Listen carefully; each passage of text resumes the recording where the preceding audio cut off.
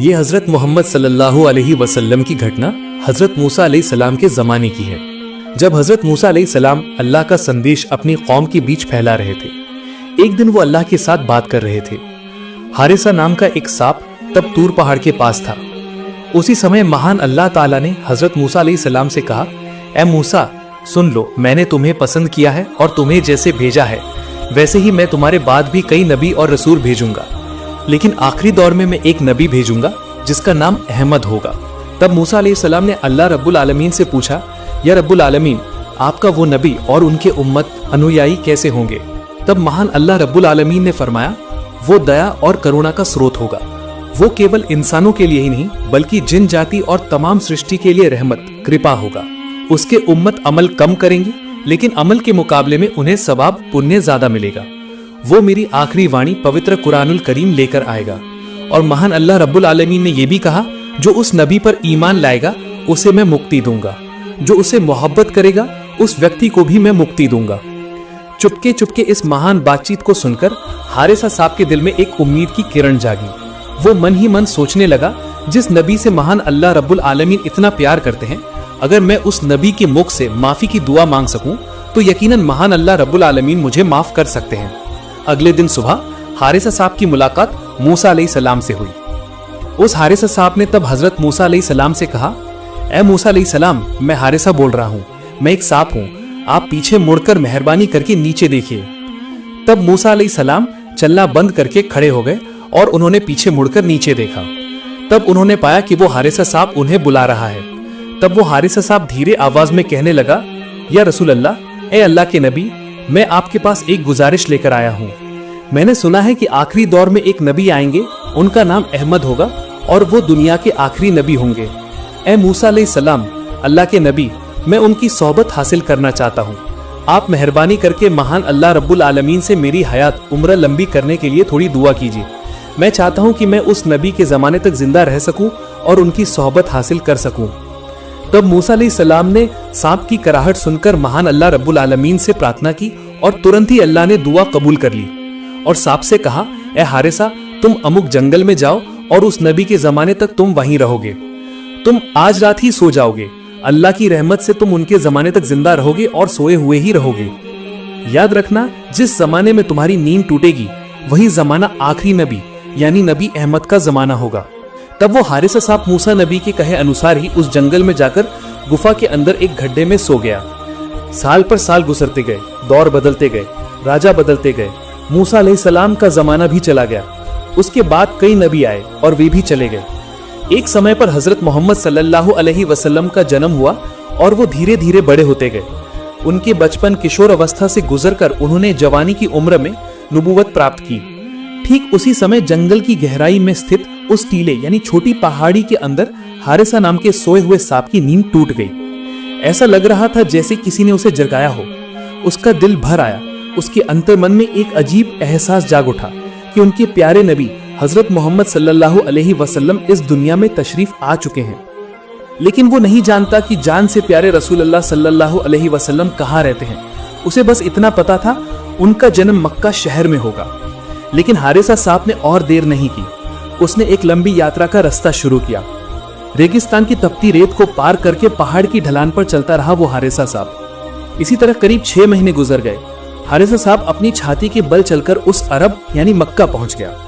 थका हुआ, कमजोर और दुर्बल शरीर लेकर वो एक रात मक्का की गलियों में दाखिल हुआ। वो बस इतना जानता था कि नबीजी सल्लल्लाहु अलैहि वसल्लम यहाँ कहीं हैं, लेकिन किस जगह है, किस घर में है, ये हारिसा साहब नहीं जानता था। उस रात भर नबी करीम सल्लल्लाहु अलैहि वसल्लम को ढूंढते ढूंढते आखिरकार हारिसा साहब बहुत थक गया। वो उस समय अबू जहल की घर के सामने जाकर गिर पड़ा। बिना खाए पिए सफर करते करते हारिसा साहब थक गया था, इसलिए जब वो अबू जहल के घर के सामने पहुंचा तो वो और चल नहीं पाया। तब उसने आराम करने का फैसला किया और वहीं पर वो हारिसा साहब सो गया। अगले दिन सुबह जब अबू जहल घर से बाहर निकला तो उसने देखा कि उसके घर के सामने एक सांप सोया हुआ है। उस सांप को देखकर अबू जहल को बहुत गुस्सा आया। अबू जहल ने तब सांप को खतरा मानकर उसे एक लाठी लेकर मारने की कोशिश की, लेकिन अचानक एक अजीब घटना हुई। अचानक सांप ने अबू जहल को देखकर बोलना शुरू कर दिया और वो अबू जहल को देखकर कहने लगा, ए अल्लाह के बंदे, मुझे मत मारो। मैं विश्व नबी हजरत मोहम्मद सल्लल्लाहु अलैहि वसल्लम से मिलने आया हूँ। मैं मूसा के जमाने में पैदा हुआ था और उनकी दुआ से उम्र पाकर आज भी जिंदा हूँ। मैं हजरत मोहम्मद सल्लल्लाहु अलैहि वसल्लम से मिलकर यहाँ से चला जाऊंगा। मैं तुम्हारा कोई नुकसान करने नहीं आया हूँ, कृपया तुम मेरा कोई नुकसान मत करो। सांप को बात करते देख अबू जहल को बहुत आश्चर्य हुआ, लेकिन मोहम्मद का नाम सुनकर वो गुस्से से लाल हो गया और आग बबूला होने लगा। उसने चिल्लाकर अपनी पत्नी को आवाज दी, ओ मुजालिदा, तुम कहाँ हो? देखो, मोहम्मद ने मुझे मारने के लिए एक सांप भेजा है। ये एक जादुई सांप है, ये इंसानों की तरह बात भी कर सकता है। उसकी पत्नी घर से बाहर निकली और देखा अबू जहल वाकई सच कह रहा था। सांप बात कर सकता था और मुंह से मोहम्मद नबी का नाम ले रहा था। मुजालिदा एक सच्ची औरत थी। वो भले ही इस्लाम का समर्थन न करती हो, लेकिन इस्लाम के प्रति उचित श्रद्धा रखती थी। लेकिन अबू जहल की वजह से वो मुंह से कभी श्रद्धा व्यक्त भी नहीं कर पाती थी। उस समय उन्होंने अबू जहल को सांप को मारने से मना किया, लेकिन अबू जहल ने उनकी कोई बात नहीं सुनी और गुस्से से भरकर तेज आवाज में कहने लगा, ओ जादुई सांप, तुझे जरूर मोहम्मद ने मुझे मारने के लिए भेजा है। तुझे मेरे हाथ से कोई नहीं बचा सकता। आज मैं तुझे मार ही डालूंगा। ये कहकर वो सांप के शरीर पर चोट करने लगा। तब हारिसा सांप चीखने लगा, लेकिन क्रूर अबू जहल ने उसे मुक्ति नहीं दी। लेकिन सांप ने इतना दर्द सहकर भी कोई हमला नहीं किया। उसने डंक भी नहीं मारा। वो सिर्फ विनती करके कहने लगा, ए अल्लाह के बंदे, मुझे छोड़ दो। मैं तो तुम्हारा कोई नुकसान नहीं करूंगा। मैं सिर्फ हजरत मोहम्मद सल्लल्लाहु अलैहि वसल्लम से मिलकर चला जाऊंगा। लेकिन क्रूर अबू जहल ने उसकी कोई बात नहीं सुनी। सांप को एक समय पर मारते मारते अधमरा करके एक पिंजरे में कैद कर दिया। पिंजरे में कैद रहते हुए सांप रोने लगा और महान अल्लाह रब्बुल आलमीन से दर्द भरी आवाज में पुकारने लगा। तब वो हारिसा सांप अल्लाह से कहता है, ए अल्लाह रब्बुल आलमीन, आप मुझे मौत दे दीजिए, मुझे कोई अफसोस नहीं है, लेकिन मरने से पहले एक बार तो मैं आपके हबीब प्रियतम से मिलना चाहता हूँ। रात के समय अबू जहल के घर में दीपक बुझने को था। मुजालिदा ने कांपती आवाज में अबू जहल से तब कहा, ए उमर इब्ने हिशाम, अबू जहल का असली नाम, आप इस सांप का क्या करना चाहते हैं? इसने तो आपका कोई नुकसान नहीं किया। आपने इसे इतना मारा, फिर भी तो ये आप पर कोई हमला करने नहीं आया। आप इसे छोड़ भी तो सकते थे। मुजालिदा की ये बात सुनकर क्रूर अबू जहल बहुत नाराज हो गया। उसने तुरंत उसके गाल पर एक थप्पड़ मारा और तब मुजालिदा से कहा, पागल हो गई हो तुम? इसने मोहम्मद का नाम लिया है। जरूर मोहम्मद ने इसे जादू करके भेजा है, इसलिए सांप होकर ये बात कर सकता है। और मैं इसे कभी नहीं छोड़ूंगा। मैं इसका बदला जरूर लूंगा। इसी तरह बहस करते करते वे एक समय पर सो गए। लेकिन मुजालिदा का दिल काफी नरम था। उनके मन में बहुत दया थी। वो बर्दाश्त नहीं कर सकी। गहरी रात में वो घर से बाहर निकली उस सांप को आजाद करने की उम्मीद में। वो एक समय पर सांप के पिंजरे के पास गईं। दूसरी ओर मुजालिदा के घर से बाहर निकलने के तुरंत बाद क्रूर अबू जहल की नींद खुल गई। अबू जहल ने अपने पास मुजालिदा को ना देखकर एक समय पर सोचा, जरूर वो उस सांप को छोड़ने गई है। इसलिए अबू जहल ने देर ना करते हुए घर से बाहर निकल गया। मुजालिदा जैसे ही उस सांप के पास उसे आजाद करने के लिए गईं, तभी मुजालिदा ने देखा अबू जहल घर से बाहर निकल रहा है। मुजालिदा अबू जहल को देखकर डर गईं। वो उस समय ठिठक कर खड़ी रही। अबू जहल ने आकर उनसे पूछा, ए मुजालिदा, तुम यहाँ क्यों आई हो? तब मुजालिदा ने कांपती आवाज में कहना शुरू किया, ए उमर इब्ने हिशाम, मैंने घर से इस सांप के स्थान बदलने की कुछ आवाजें, शब्द सुने। मैंने सोचा मोहम्मद इस सांप को ले जा रहा है, इसलिए इसे देखने के लिए मैं बाहर आई हूँ। मोहम्मद की इतनी हिम्मत कैसे होती है कि वो आपके हाथ से सांप ले जाए? इस तरह झूठी बात कहकर मुजालिदा ने अबू जहल को घर के अंदर भेज दिया और वो भी खुद घर चली गईं। अगर मुजालिदा अबू जहल को ये बात ना कहती तो शायद क्रूर अबू जहल उन्हें यातना देता। इसी तरह करीब 3 दिन तक उस सांप को कैद करके उस क्रूर अबू जहल ने यातना दी। खाना, पानी, सांस, शांति कुछ भी नहीं ले पाया वो हारिसा सांप। लगातार लोग उसे देखने आते थे। कौन है वो सांप जो इंसानों की तरह बात करता है? लेकिन फिर भी क्रूर अबू जहल की वजह से उनका भी दिल कांप उठता था। वे कहने लगे, इस सांप को इतनी यातना देना ठीक नहीं है। लेकिन सांप सिर्फ रोता था और अल्लाह अल्लाह कहकर चिल्लाता था। आखिरकार 3 दिन गुजरने के बाद हारिसा सांप का शरीर कमजोर पड़ गया, वो मर गया। लेकिन यही खत्म नहीं होता। अबू जहल इतने पर भी संतुष्ट नहीं हुआ। वो बोल उठा, इसे सिर्फ मौत देने से नहीं होगा, इसे आग में जलाकर राख कर देना होगा और पूरे इलाके में दिखाना होगा कि मोहम्मद ने मुझे एक सांप भेजा था मारने के लिए, लेकिन मैंने उस जादुई सांप को मार डाला है और आग में जलाकर उसे राख बना दिया है। योजना के अनुसार ही अबू जहल ने उस सांप को आग में जला दिया और उसके मृत्यु शरीर को राख बना दिया।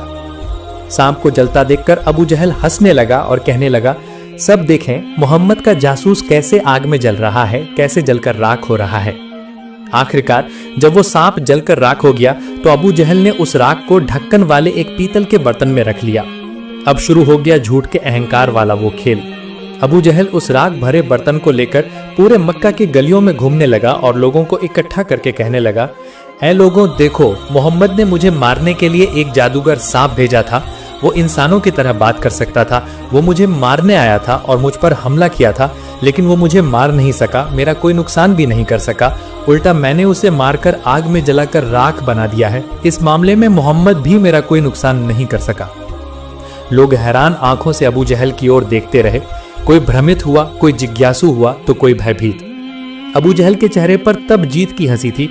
वो मन ही मन सोच रहा था उसने कोई जादुई चीज जीत ली है। लेकिन अबू जहल नहीं जानता कि राख के नीचे अल्लाह की कुदरत छिपी हुई है। पूरी पृथ्वी उस समय रो रही थी। आसमान के फरिश्ते भी उस समय रो रहे थे, क्योंकि उन्होंने हारिसा की ईमानी शक्ति और उसकी तितिक्षा यानी सहनशीलता और उसके पाप मोचन की कामना में चुपचाप बहने वाले आंसू देखे थे। लोगों के बीच भाषण देकर अबू जहल शांत नहीं हुआ। वो घर घर जाकर सबको कहने लगा, ऐ लोगों देख लो, मोहम्मद ने मुझे मारने के लिए एक सांप भेजा था, मैंने उसे मारकर आग में जलाकर राख बना दिया है। तुम लोग कोई भी मोहम्मद की बातों पर विश्वास नहीं करना, वो जरूर जादूगर और गुमराह है। नाउजुबिल्लाह मिन जालिक। अबू जहल इसके बाद एक और घर जाता है और वहां जाकर भी उन्हें उस राख के बर्तन को दिखाकर ऐसे ही कहता रहता है। मक्का की कोई गली अबू जहल ने नहीं छोड़ी। जिसे सामने पाया उसे ही वो बर्तन दिखाकर ऐसे ही उल्टी सीधी बातें कहने लगा। आखिरकार वो एक मान्यवर व्यक्ति के पास पहुंचा जिसकी उम्र थोड़ी ज्यादा थी, एक बुजुर्ग टाइप के थे। उनके सामने जाकर अबू जहल ने वही पिछली बातें कहीं। ऐ व्यक्ति सुन लो, मोहम्मद ने मेरे पास एक जादुई सांप भेजा था। सांप बात कर सकता था और मुझे नुकसान पहुंचाना चाहता था, लेकिन मैंने उसे वो मौका नहीं दिया। मैंने उसे मार डाला है और आग में जलाकर राख बना दिया है। इस बर्तन के अंदर वो राख है। आप लोग कृपया मोहम्मद की कोई बात नहीं सुनना। अबू जहल की बात सुनकर वो व्यक्ति कहने लगे, ऐ उमर इब्ने हिशाम, तुम्हें इस बात पर शर्म आनी चाहिए। सांप बात कर सकता था या नहीं मैं नहीं जानता, लेकिन तुमने एक बेजुबान जानवर पर अत्याचार किया है। क्रूरता से उसे आग में जलाकर तुमने राख बना दिया है और फिर इतनी बड़ी बड़ी बातें कर रहे हो। जरूर तुम्हें इस बात पर शर्म आनी चाहिए। तुम मोहम्मद के पास जाओ और उनसे जाकर पूछो क्या उन्होंने सचमुच इस सांप को तुम्हारे पास भेजा था जैसा कि अबू जहल कह रहा था, या इससे कोई अलग बात थी।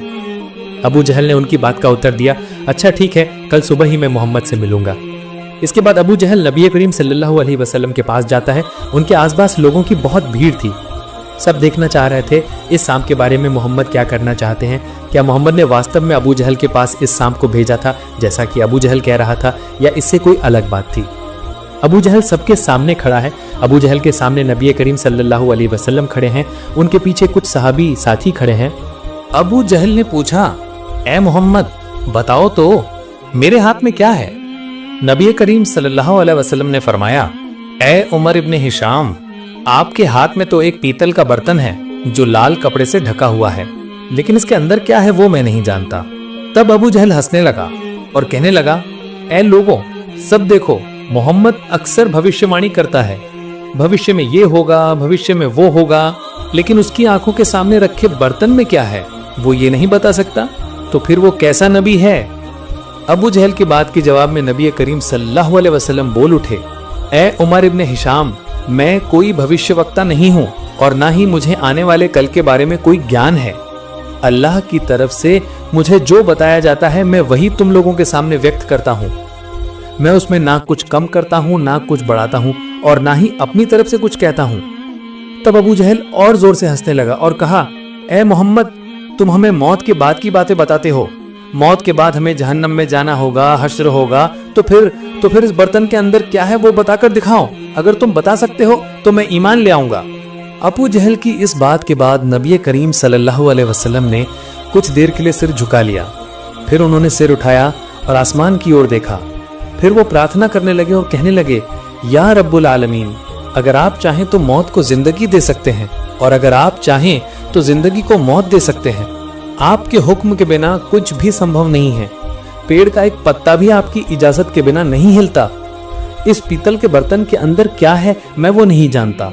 मेहरबानी करके आप इसके अंदर की चीज को प्राण लौटा दीजिए ताकि वो खुद गवाही दे सके कि अल्लाह एक है, उसका कोई शरीक नहीं है।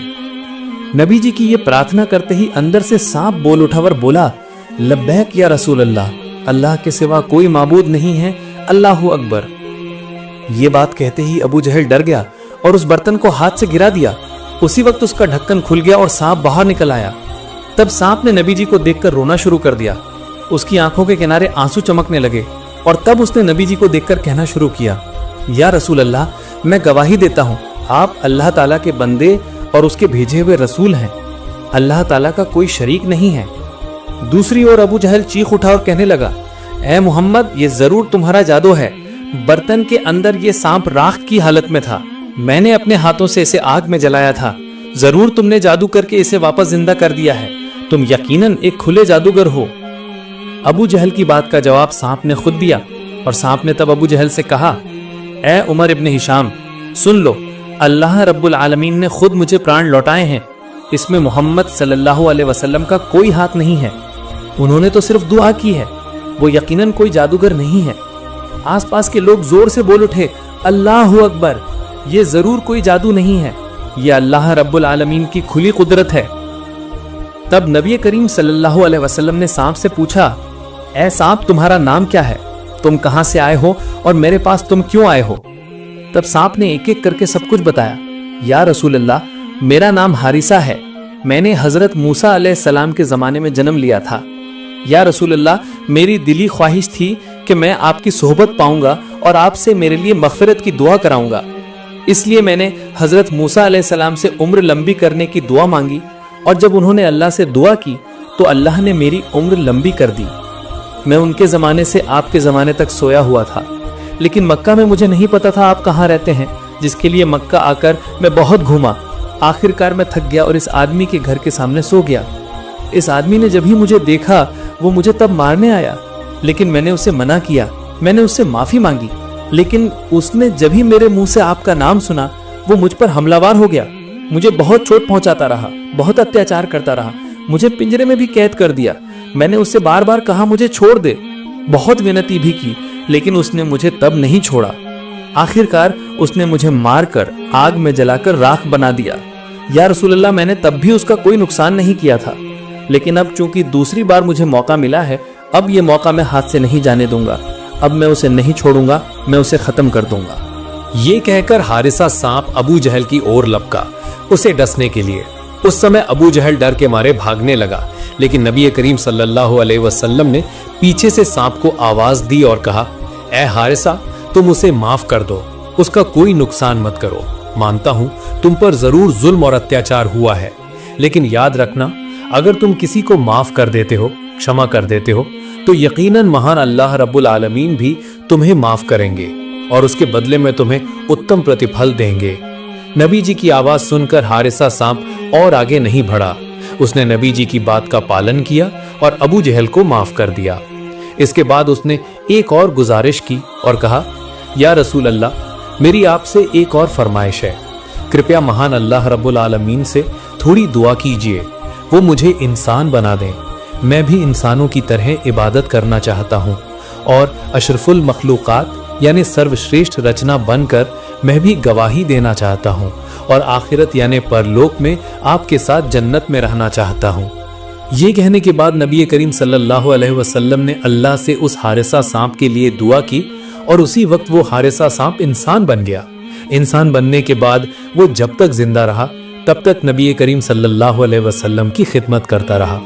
एक बार एक महिला रसूल सल्लल्लाहु अलैहि वसल्लम की दरगाह में उपस्थित हुई और विनम्रता से निवेदन किया, ए अल्लाह के रसूल सल्लल्लाहु अलैहि वसल्लम, आप मुझे गुनाहों से पवित्र कर दीजिए।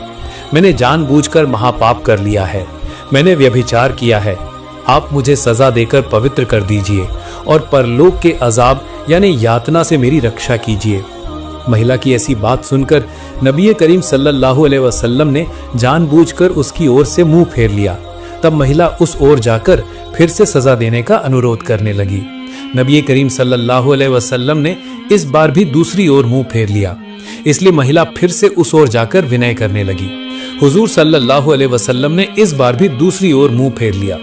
इस तरह वो महिला हटी होकर लगातार 4 बार हुजूर सल्लल्लाहु अलैहि वसल्लम के सामने अपने अपराध को स्वीकार किया और शरीयत के अनुसार सजा लागू करने का आग्रह किया।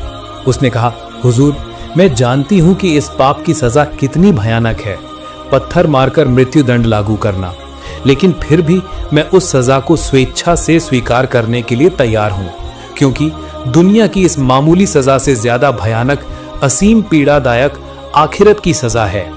इसलिए दया करके आप दुनिया की सजा लागू करके आखिरत की असहनीय सजा से मुझे मुक्ति दिलाने का इंतजाम कर दीजिए। महिला के असामान्य जोर देने पर आखिरकार नबी करीम सल्लल्लाहु अलैहि वसल्लम ने उससे बात की। तुमने इस भरी सभा में स्वेच्छा से अपने अपराध को बार बार स्वीकार किया है, इसलिए तुम पर सजा लागू की जा सकती है, लेकिन चूंकि तुम अभी गर्भवती हो, इसलिए तुम्हारी मृत्यु नहीं हो सकती, अतः तुम अभी चली जाओ।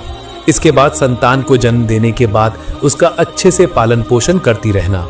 जब वो दूध पीना छोड़ दे और अन्य भोजन करना सीख जाए और उसका जीवन तुम्हारे ऊपर निर्भर न रहे, वो खुद ब खुद सामान्य रूप से चल फिर सके, तब तुम आना, तब मैं तुम पर शरीयत का नियम लागू करूंगा, सजा दूंगा।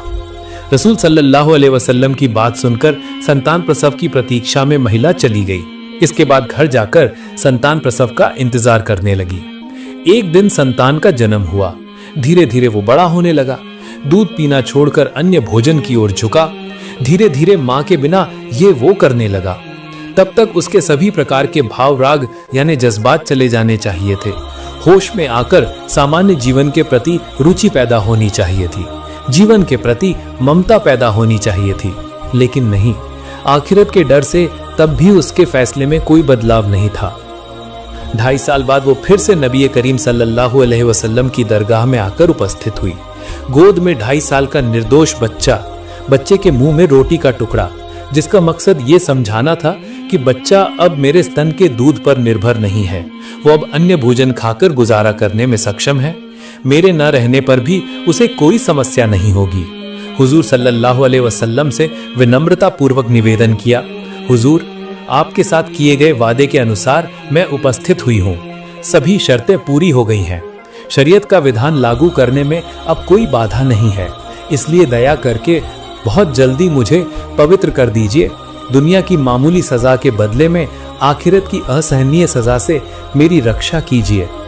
आखिरकार रहमत के नबी सल्लल्लाहु अलैहि वसल्लम ने शरीयत का विधान लागू करने का आदेश दिया और पत्थर फेंककर उसकी मृत्यु दंड लागू किया गया।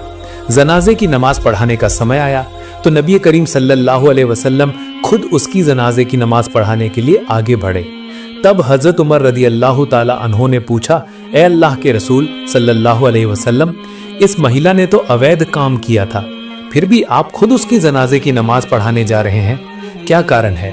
नबी करीम सल्लल्लाहु अलैहि वसल्लम ने फरमाया, ए उमर, इस महिला से घिनौना काम हो गया था, ठीक है, लेकिन उसने अति ईमानदारी और निष्ठा के साथ ऐसी तौबा की है कि अगर उसकी तौबा का 10वां हिस्सा भी पूरे मदीना के निवासियों में बांट दिया जाए तो तमाम मदीना के निवासियों के गुनाह माफ हो जाएंगे। सुभान अल्लाह। अल्लाह पाक हम सबको उसकी नाफरमानी और सभी प्रकार के गुनाहों से हिफाजत करे। प्रिय दर्शकों, वीडियो समाप्त करने से पहले एक छोटी सी गुजारिश है, कमेंट बॉक्स में आप लोग आमीन जरूर लिखिएगा। तो ये थी आज की घटना। नई नई वीडियो पाने के लिए हमारे चैनल को जरूर सब्सक्राइब करें। आशा है आप सब खुश रहेंगे और स्वस्थ रहेंगे। अस्सलामु अलैकुम।